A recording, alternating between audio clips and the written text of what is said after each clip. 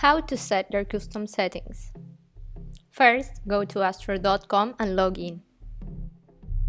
To customize your settings, you will need to have an account. It's free and very useful.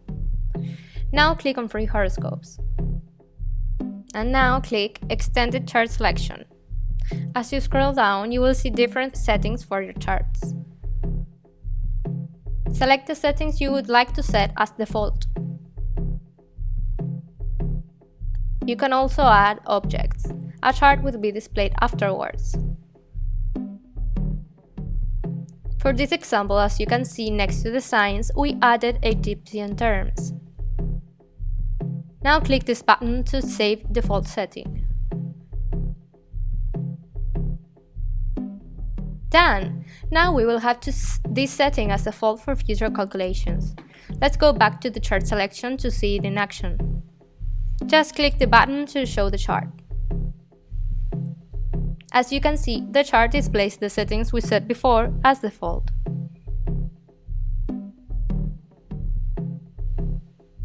Thank you for watching! We hope you enjoyed this tutorial.